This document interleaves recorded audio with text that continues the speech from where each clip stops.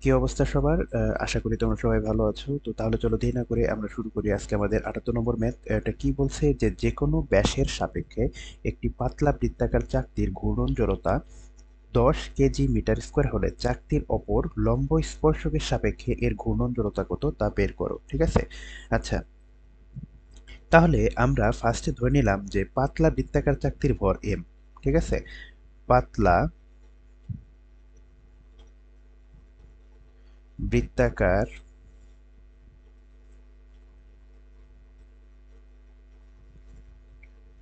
চাকতির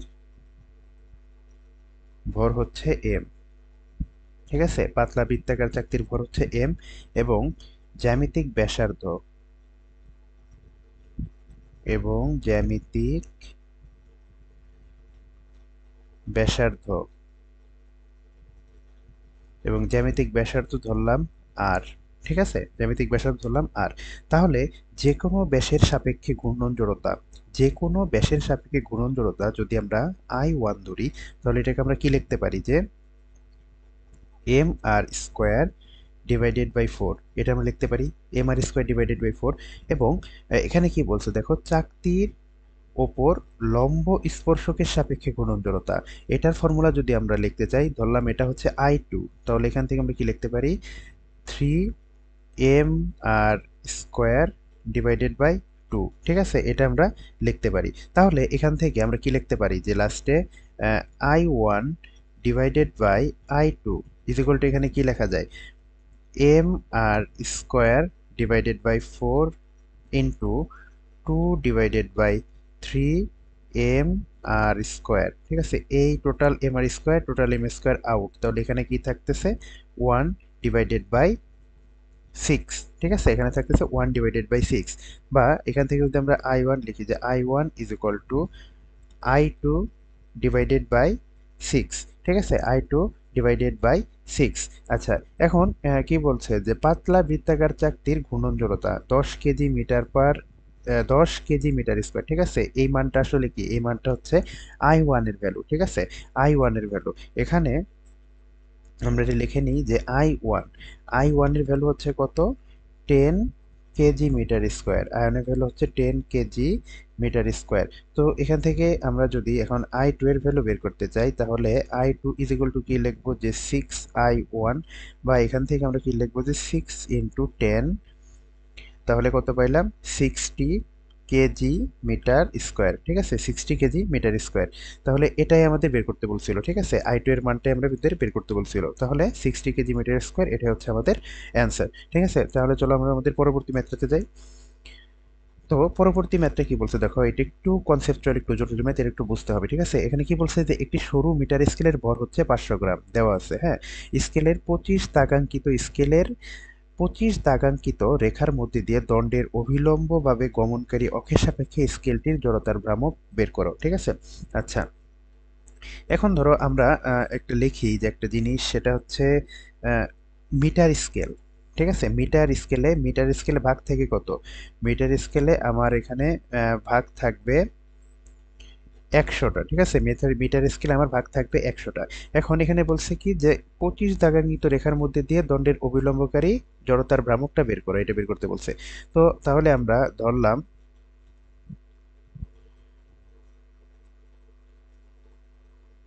এটা একটা দণ্ড। ঠিক আছে? এটা একটা মিটার স্কেল বা দণ্ডায়মান মিটার স্কেল। ঠিক আছে? তো এইখানে আমরা ধরলাম যে এই জায়গাটুকু, এইখানে আমাদের সেই অভিলম্ব ভাবে গমনকারী অক্ষটা আছে। ঠিক আছে? তো এই জায়গাটা হচ্ছে কত, 25। হ্যাঁ, এই জায়গাটা আছে 25 এবং এই জায়গাটা 0। হ্যাঁ, এই জায়গাটা 0, এই জায়গাটা আমরা ধরলাম 50, এই জায়গাটা আমরা ধরলাম কি 75, আর এই জায়গাটা আমরা ধরলাম কি 100। ঠিক আছে? এই জায়গাটা আমরা ধরলাম 100। এখন আমরা ধরলাম এই একটা ক্ষুদ্র ডিস্টেন্স। ঠিক আছে? ক্ষুদ্র ডিস্টেন্স সেটা হচ্ছে কি dx। ক্ষুদ্র ডিস্টেন্স আমরা ধরলাম dx, এবং এই অক্ষ থেকে এই পর্যন্ত ডিস্টেন্সটা হচ্ছে কি তার x। ঠিক আছে? তাহলে আমাদের এই টোটালটুকু যদি এল হয়, হ্যাঁ, আমাদের এই টোটাল ডিস্টেন্সটুকু যদি এল হয়, তাহলে আমরা এইখান থেকে এইটুকুকে লিখতে পারি, এখান থেকে এই পর্যন্ত আমরা এইটুকুকে লিখতে পারি কি 0.75 এল, 0.75 এল, আর এইখান থেকে এই পর্যন্ত দণ্ডের এটুকু কি লিখতে পারি 0.25 এল, ঠিক আছে, 0.25 এল। হুম, আর এটা হচ্ছে আমাদের সেই অক্ষ, হ্যাঁ, এটা হচ্ছে আমাদের সেই অক্ষ। তো আমরা এখন এখান থেকে কি পাইছি যে মিটার স্কেলের দৈর্ঘ্য এল, মিটার স্কেলের দৈর্ঘ্য এল ইজ ইকুয়াল টু কি 1 মিটার, ঠিক আছে, 1 মিটার। এবং ভর, ভর এম দেওয়া আছে কত, 500 গ্রাম, 500 গ্রাম, বা এখান থেকে কি লেখা যায় যে 0.5 কেজি, ঠিক আছে, 0.5 কেজি। তাহলে জড়তার ভ্রামক আয়ের ভ্যালু বের করতে বলছে। তাহলে জড়তার ভ্রামক আই ইজ ইকুয়াল টু আমরা কি লিখতে পারি, জড়তার ভ্রামক আই ইজ ইকুয়াল টু আমরা লিখতে পারি না যে ইন্টিগ্রেশন অফ, এখানে কি হবে 0.75 এল, 0.75 এল, আর এটা যেহেতু এক্স এক্সিসের বাম পাশে, তার জন্য এখানে লিখবো কি মাইনাস 0.25 এল, ঠিক আছে, 0.25 এল।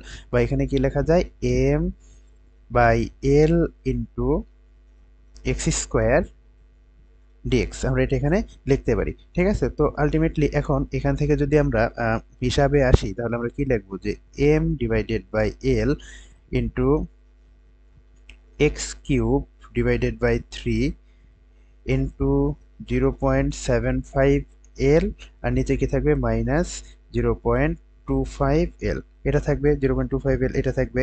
আচ্ছা, এখন এখান থেকে আমরা ডাইরেক্ট পরবর্তী লাইনে আমরা কি লিখতে পারি যে এম বাই 3 এল ইন্টু এখানে 0.75 এল তার হোল কিউব মাইনাস 0.25 এল তার হোল কিউব, ঠিক আছে, এখানে মাইনাস হবে, মাইনাস 0.25 এল তার হোল কিউব, ঠিক আছে। আমরা এখান থেকে এটা বের করলাম। এখন আলটিমেটলি দেখো এম ডিভাইডেড বাই 3 এল, ঠিক আছে, এম ডিভাইডেড বাই 3 এল। এখন 0.75 মানে কি 3/4 অংশ। আচ্ছা, তাহলে আমরা হিসাবের সুবিধার জন্য এটাকে একটু পূর্ণ সংখ্যার দিকে নিয়ে আসি, হ্যাঁ, ভগ্নাংশ আকারে নিয়ে আসি, ভগ্নাংশ আনলে সেটা কি হবে, একটু হিসাব করতে সুবিধা হবে। তো 0.75 এল আমরা এখানে কি লিখতে পারি যে 3/4 এল তার হোল কিউব, আর এটা হচ্ছে কি -1/4 এল তার হোল কিউব, ঠিক আছে।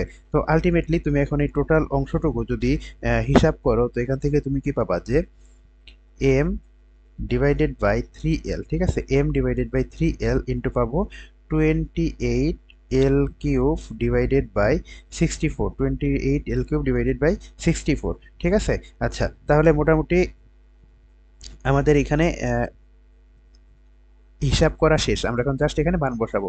তো মানটা যদি এখানে বসাই, তাহলে দেখো এম এর ভ্যালু কত দেওয়া আছে 0.5 কেজি, ঠিক আছে, 0.5 কেজি ডিভাইডেড বাই 3 ইন্টু এই এল, আর এখানে আছে এল কিউব, তাহলে থাকে কত এল স্কোয়ার, ঠিক আছে, আর নিচে কত আছে 64।